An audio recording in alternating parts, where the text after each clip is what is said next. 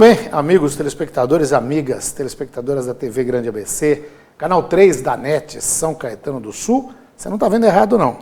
Eu estou substituindo hoje aqui, eventualmente, o nosso publisher, o Walter Estevam Júnior, que teve um contratempo de última hora e me pediu para apresentar o 30 Minutos, que eu faço com muito prazer, porque é um assunto que eu gosto de discutir e eu recebo para entrevistar ao vivo, pelas redes sociais, Facebook, Instagram, o pessoal que está vendo o Instagram do lado de lá, pela TV Grande ABC, canal 3 da NET São Caetano do Sul, a Priscila Bolk, que ela é economista e engenheira ambiental, além de sanitarista. Tem pós-graduação e mestrado na área ambiental, uma área cada vez mais necessária para que a gente debata, converse e se atualize. Atua como consultora com experiência de 20 anos, não parece, mas ela garante que tem 20 anos de experiência. Eu falei, se ela começou com 5, ela deu risada aqui.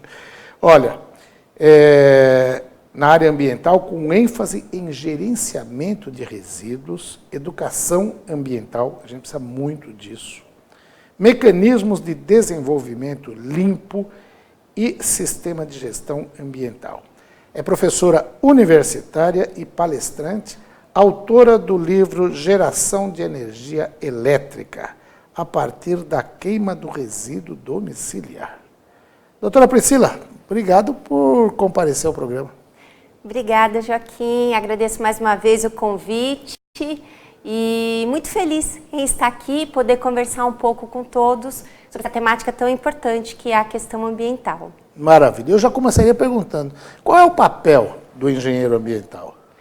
Olha, a engenharia ambiental, né, a gente diz que é uma engenharia nova, ela surge a partir da década de 90, né, e ela vem com essa função multidisciplinar de trazer não só a parte de engenharia, mas a parte da área de humanas também, né, quando a gente fala de desenvolvimento sustentável. Então, o engenheiro ambiental, ele consegue permear por todas as áreas, tanto pública quanto privada, buscando esse desenvolvimento sustentável. Legal. Bom, a gente precisa muito disso, porque como a gente conversava aqui nos bastidores, eu brinco que os programas aqui são todos muito transparentes e democráticos. O que a gente conversa no bastidor, a gente traz para o público. E realmente a gente ainda engatinha nesse processo de sustentabilidade, de desenvolvimento econômico com responsabilidade social e ambiental. O que é necessário para a gente avançar cada vez mais? A gente precisa retomar o desenvolvimento econômico urgentemente, está aí. O governo patinando, anuncia medida, volta atrás, o investidor fica preocupado. Às vezes o investidor também é visto como o vilão. É aquele cara que quer desmatar a Amazônia, vamos desmatar a Amazônia em 5 minutos, se vacilar, vem o cara do INPE, dá uma informação, é demitido. Como é que a gente conjuga isso? Quais os passos precisam ser dados para a gente ter desenvolvimento econômico e, ao mesmo tempo, ter sustentabilidade? Olha, isso que você colocou é extremamente importante, Joaquim. Isso é o que a gente chama do tripé da sustentabilidade. Ou seja, economicamente viável, ambientalmente correto e socialmente justo. Então, acho que o que falta para as pessoas ainda, para a população, para os empresários, para todo mundo, é conseguir entender a importância desse tripé, né? E aí, educação ambiental. Né? Não tem como a gente fugir de cultura, educação, entender o papel de cada um dentro da sociedade, porque é muito cômodo, às vezes, as pessoas cobrarem atitudes de empresas, do governo, mas ele também não faz. Né? Verdade. Cadê os seus deveres? Não é verdade? Temos direitos e também temos deveres. Então, acho que o que está faltando para as pessoas, de certa forma, é centrar essa responsabilidade que todo mundo tem. Nós somos um grande ecossistema, né? Eu costumo brincar, às vezes, com os meus alunos e falar assim, qual é o próximo animal em extinção? Leão? Girafa? Elefante? Nós somos o próximo animal em extinção. Sem dúvida nenhuma. Estamos caminhando rápido para isso. Estamos caminhando. Então, o que está faltando é as pessoas pensarem um pouco mais nisso. O quanto que a gente pode contribuir. Né? Sabe aquele trabalho de formiguinha? Dentro da área ambiental, a gente tem um jargão que a gente fala assim, agir localmente pensando globalmente. Verdade. Então, o que está faltando é as pessoas, acho que, tomarem essa atitude. É aquela história, eu às vezes fico louco da vida. Você está num banheiro público, num shopping, por exemplo. Aí tem lá uns avisos. Por favor, uma folha de papel é suficiente para enxugar a mão, ou 2 folhas, dependendo do material que você use.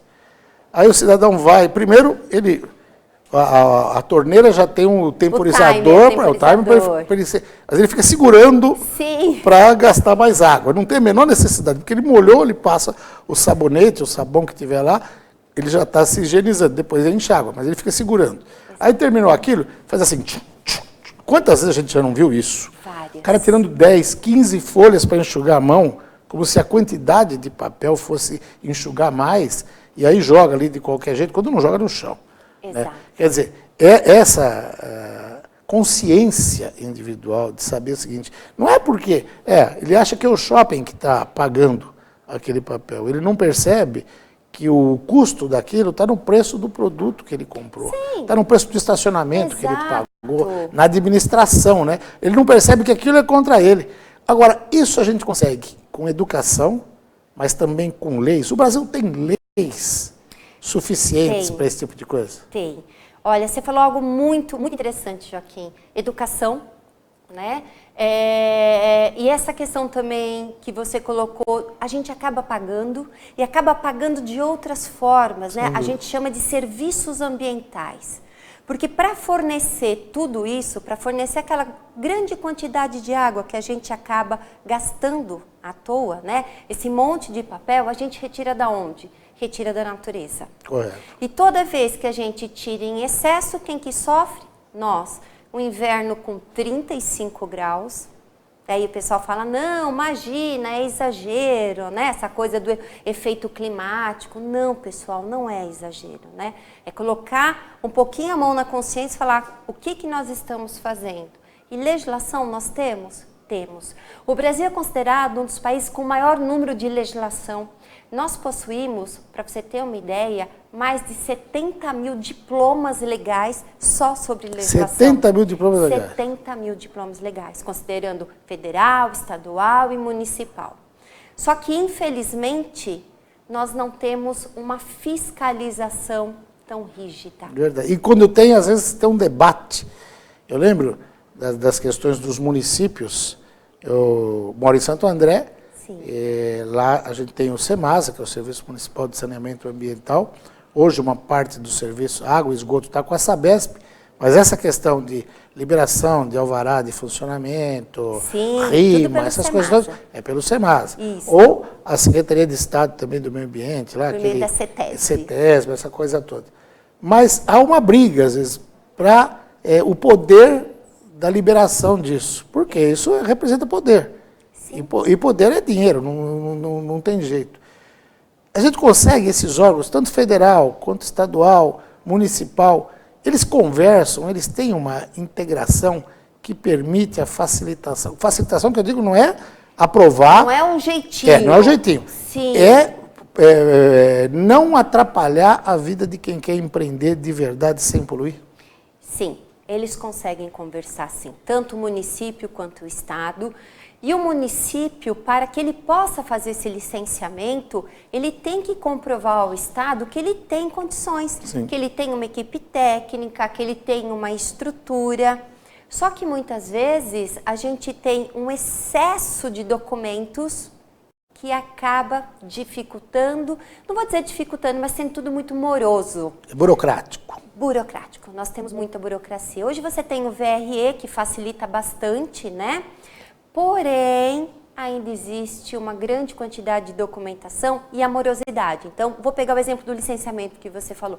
Você precisa de uma certidão de uso e ocupação do solo. Você precisa de uma certidão de esgotamento sanitário. Aí você vai pedir para o órgão responsável, ele fala, 60 dias. Aí mais 30 dias para o outro documento. Quando você vai perceber, já foram aí quase 180 dias e você não conseguiu licenciar a empresa. Se a empresa não licencia, não tira CNPJ. Correto. E você trava. Não consegue trabalhar, não consegue faturar e vai gastando, porque isso tudo tem custo. Sim, sim. E aí, às vezes, eu tenho alguns clientes que falam, mas eu vou começar a operar. Eu falei, não, faça isso. você está completamente vai tomar fora uma da multa. lei. E as multas são pesadíssimas. São pesadíssimas. E crime ambiental é inafiançável. Pois é. Você tem uma empresa que é Infocus Ambiental. Isso. Ela trabalha exatamente nesse ramo? Isso. Sou eu e mais um outro engenheiro. E nós trabalhamos principalmente com licenciamento e gerenciamento de resíduos. Tá. Né? Toda a região aqui do ABC. E também... Não, isso é fundamental para os empresários. Eu tenho um amigo que tem uma empresa muito grande, que é uma empresa que vive ganhando prêmios internacionais, que ele trabalha com ar-condicionado. Instalação de ar-condicionado, mas só para grandes empreendimentos.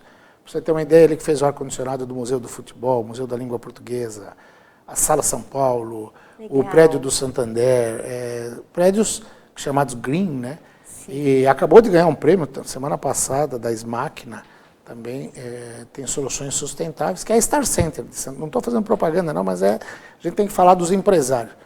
Ele comprou um terreno em São Bernardo do Campo há alguns anos para construir uma empresa, outra sede da empresa dele, a sede original é em Santo André, ele tem mais de 400 colaboradores. A empresa é grande. Grande. Ele ia dobrar esse número em São Bernardo do Campo. Depois que ele comprou o terreno, quando ele foi pedir o licenciamento, descobriu que tinha uma mina. Ai, meu Deus. No meio da coisa. Só que nem a prefeitura sabia da existência dessa mina. Descobriu. Imagina, isso faz alguns anos, até hoje não foi resolvido. O que ele fez, colocou o terreno à venda e foi construir em Diadema. Porque não resolveu. Olha, a cidade perde, a economia perde, o trabalhador perde. Por quê? Porque tem uma questão que nem o poder público diretamente interessado consegue resolver, o empresário desiste da coisa. Você já deve ter se deparado com problemas parecidos. Muito. Quando a gente fala de mina, né, de uma nascente, é uma área de proteção permanente. Então, você não pode usar um entorno num raio de 30 metros. Isso é código florestal. Certo. Antigamente, né, até 86 eram 5 metros e aí se ampliou para 30. Então, dependendo do tamanho do terreno, você acaba comprometendo todo o terreno. Não tem jeito. E engraçado que nem no mapa da prefeitura existia essa mina, mas descobriu-se depois. Doutora Priscila, eu vou pedir licença para chamar um rapidíssimo intervalo comercial e a gente vai voltar. Você que está nos assistindo aí pelas redes sociais, pelo Facebook, pelo Instagram, não vai ver mensagem de amigo, da amiga, você vai perder informação importante. Principalmente você que é empresário, empreendedor e quer ter informações importantes. Quem também está nos acompanhando aí pelo canal 3 da NET São Caetano do Sul, não vai zapear não, que a gente volta já já.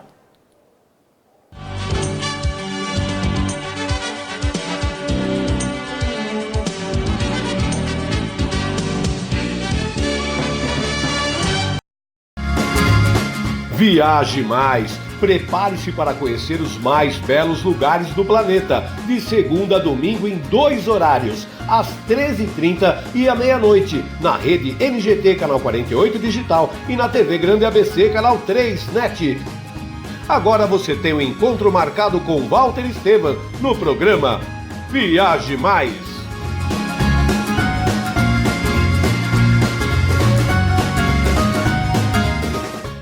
Juliana Flores, você está a um clique de deixar alguém ainda mais feliz. Entrega de presentes, flores e momentos únicos em até 3 horas em todo o Brasil.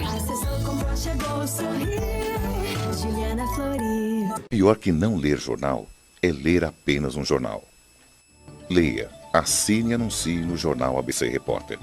4224-4789. Se você é notícia, foi ou vai ser, ligue para a nossa redação ou mande um e-mail para redação@jornalabcreporter.com.br. ABC Repórter, o diário. www.jornalabcreporter.com.br. Ei, quer saber como escolher a sua escola de inglês?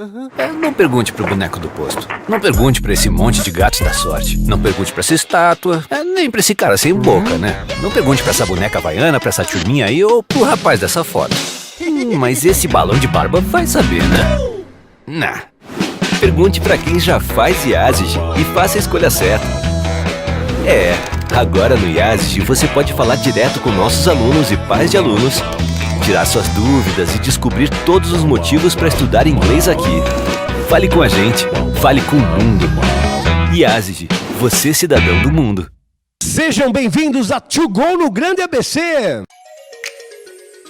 Confira os endereços da To Go, o seu mercado de congelados do ABC. A To Go oferece variedades em produtos congelados, um conceito de loja atacado e varejo, com produtos e custos baixíssimos. São 8 categorias: massas, pães de queijo, salgados, legumes, frutas, sobremesas, sopas e cremes. E uma linha deliciosa de sorvetes em massa, palitos e artesanais. To Go, mais prático, mais rápido, mais econômico.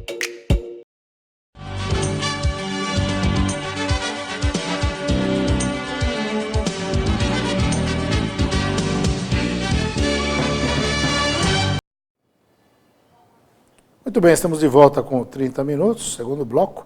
Eu entrevisto a doutora Priscila Bock, que é economista, engenheira ambiental e sanitarista. Doutora Priscila, qual a diferença entre lixo e resíduo? Bom, lixo é um nome vulgar que a gente costuma dar, né? Que já está bem intrínseco na nossa cultura. E resíduo é aquilo gerado de um processo.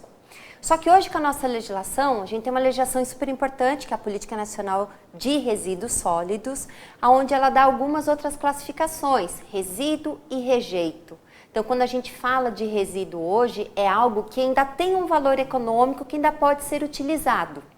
Então, vamos imaginar a latinha de refrigerante, latinha de cerveja, é um resíduo. Por que é um resíduo? Porque ele ainda pode ser reciclado.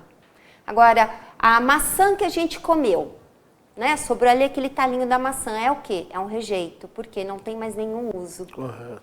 Então, essas são definições que a gente tem hoje na nossa legislação. E até para os trabalhadores da área, né? Você estava falando, o pessoal costuma dizer lixeiro, não é lixeiro, é coletor. É coletor, gente, eu vou defender a turma da área de resíduos, não é o lixeiro, ou é o gari, né? Ou o coletor de resíduos. Que às vezes são atletas, né? De vez em quando eu também fico bravo com isso, porque outro dia eu parei atrás de um caminhão de coleta de lixo, até dos meus amigos lá da Peralta Ambiental, eu, Ricardo, o pessoal todo, teve com eles domingo, mas eu falei, não, vou deixar para lá. Mas os 2 meninos que estavam coletando lixo, eles disputavam quem conseguia acertar o caminhão numa distância maior. Ai, meu Deus. Esse é um risco. Porque pegavam o saco de lixo nas residências e atiravam 3, 4 metros de distância. A maioria deles, só até bons, eles acertaram. Mas alguns batiam no canto do caminhão, espalhavam na rua e ficava lá. Eu, por muito pouco, é que eu estava dirigindo, eu não tinha como. Quase parei o carro para filmar e falar, pô, peraí, o pessoal precisa ser treinado, né? Não pode também. Eles são muito importantes, é um trabalho dificílimo, pesado, árduo, mas também não pode ficar arremessando o saco. Mas eu acho que isso foi algo bem pontual. Bem pontual, né? Não é comum não. Conheço também o pessoal do da Beto, Peralta, o pessoal da Lária, e eles são bastante, como que eu posso dizer, eles investem muito em treinamento. Né? A amiga Silvana era de lá também, Silvana Guardieri, que foi vice-prefeita de Diadema, era diretora da Lara. Silvana Guarnieri, Não cheguei a conhecer. Durante um tempo, faz um tempo, mas faz tempo que eu não converso com ela. E, bom, olha, tem fotos aí da doutora Priscila proferindo palestra, dando aula. A gente vai falar aqui da importância da educação ambiental. Está aí o pessoal mostrando. Onde foi isso aí, professora? Essa foi uma reunião de delegados do CREA, eu estou ali de vermelhinho, né? Nós temos semana que vem um evento importante para o CREA. CREA agora é só Conselho Regional de Engenharia? Engenharia e Agronomia, né? Os arquitetos hoje possuem saíram, um conselho. Né? Antes era arquitetura, né? Isso, exatamente, né? Então, aqui é a foto dos delegados. Eu sou delegada aqui de São Paulo, representando o estado de São Paulo, com mais alguns outros engenheiros. E está indo na função de delegada para um congresso, como é que é? Um seminário? Isso, é a Semana Oficial de Engenharia e o Congresso Nacional de Profissionais, que acontece a partir de segunda-feira em Palmas, no estado de Tocantins. Um lugar que não faz quase calor? Não, nem um pouco. Deve ser um inverno e tanto ali, vizinho de inverno. Dá para pensar em sustentabilidade e em questão ambiental lá, enquanto participa do congresso. Dá. Agora, me diga uma coisa, qual a importância? A gente falou um pouquinho de coleta seletiva, mas a importância dela para a sociedade? Extremamente importante.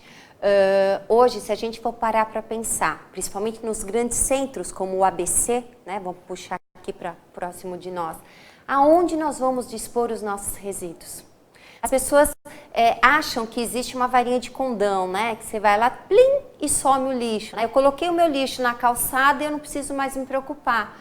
Mas a gente vai chegar no momento que as áreas próximas estão ficando escassas, né? O céu não é o limite, como eu costumo brincar. Então, quando você separa o material para coleta seletiva, além de você não ocupar um espaço desnecessário nos aterros sanitários, esse material ele pode ser reciclado, você está gerando emprego, você está economizando energia na produção de novos produtos e diminuindo a extração de recursos naturais, causando menos danos ao meio ambiente. Legal. O ano que vem a gente vai ter eleição municipal e sempre é um tema que é importante. Sim. Quando as comunidades discutem, para mim são as eleições mais importantes até do que a eleição do presidente da República. O presidente da República ganha mais espaço na mídia, os debates, aquela coisa toda. Parece que a população se interessa mais. Eu acho que ela devia se interessar mais na hora de eleger o seu vereador, que normalmente é o representante do bairro ou da comunidade, e o prefeito, porque o prefeito é a autoridade que você encontra com ele na pizzaria da esquina. Mais próximo mais da próximo, gente. e você cobrar. Porque o prefeito nada mais é do que um síndico de um condomínio gigantesco chamado cidade. Né? Exato. A gestão ambiental, como ela pode ser definida? Ela tem que ser tema dos debates políticos de quem pretende ser um administrador. Qual a importância da gestão ambiental para o município? É extremamente importante, Joaquim. Vamos pegar, por exemplo, que você falou de Santo André, que ele vem vivenciando falta de água. Né? Como que tem sido a gestão da água nos municípios? Todo mundo precisa de água. E quando eu falo de água, eu estou falando de saneamento. Para onde vai o nosso esgoto? Para onde vai o nosso resíduo? Né? Começa agora esse calor, esse tempo seco, todo mundo reclamando, dificuldade de respirar. Como que está a gestão das áreas verdes dentro do município? E você, munícipe, o que você tem feito? E você, político, você tem pensado? É extremamente importante. Todo mundo precisa de ter esse conforto para sobreviver. Nós dependemos do meio ambiente. Então, é extremamente importante. Eu lembro de ter participado, até aqui do lado, de onde a gente está gravando aqui no estúdio, que a gente está no Parque Cerâmica, divisa com São Paulo praticamente, subindo a Delamare ali, não tem só arrastão, crime, tem também uma estação de tratamento de água, que foi desenvolvida há mais de 30 anos, né? Demorou para concluir e tal, mas que faz um trabalho hoje de captação de água do rio Tamanduateí, né? Que a gente chama a famosa água de reuso. Isso aí ainda pode ser ampliado bastante, né? Pode. Tem muitos processos industriais que não têm a necessidade de uma água nobre. Por exemplo, produção de alimentos. Não tem como. Mas, às vezes, um processo de refrigeração. Você pode utilizar essa água. Então, você está dando um uso, se a gente for para pensar, muito mais nobre. Porque qual é o principal uso da água? Sedentação. Correto. Né? Então, é extremamente importante isso que você está falando. E tem funcionado direitinho, eu não tenho acompanhado o trabalho, não tenho recebido informação. Quando ninguém fala nada é porque está indo bem, né? Tem, não. Essa é uma estação muito importante. Ela está para passar por ampliação, para poder receber mais... Ela faz tratamento de esgoto também, né? Então, ampliar a rede coletora de esgoto para poder estar direcionando para essa estação, que ela é extremamente importante na nossa região. O polo petroquímico de Mauá, por exemplo, utiliza essa água de reuso, né? O projeto Aquapolo. É extremamente importante. Até porque tem uma ligação importante, a Braskem, que é a maior empresa petroquímica ali do polo, ela é do grupo Odebrecht, né? O Odebrecht também faz parte disso, como também tem participação na Sabesp. Então a gente só ouve falar de Odebrecht quando ouve falar de escândalo, denúncia, mas ela tem um papel fundamental em toda essa política ambiental do país, além de construção, e que isso é uma coisa que às vezes eu discuto, né? Corrupção é outra coisa que você tem que discutir na justiça, mas a importância desses trabalhos, ela tem que ser preservada, né? Sim, com certeza. É fundamental para a rotina de uma cidade. para o desenvolvimento dessa cidade. Um outro exemplo legal de reuso de água, por exemplo, lavagem das feiras. Né? Existe na cidade, você tem algumas barracas que deixam um odor mais forte. Então, por que você vai usar uma água tratada, uma água tão nobre, quando você pode usar uma água de reuso? Correto. Então, é extremamente importante. É verdade. O que é ISO 14001? Serve para quê?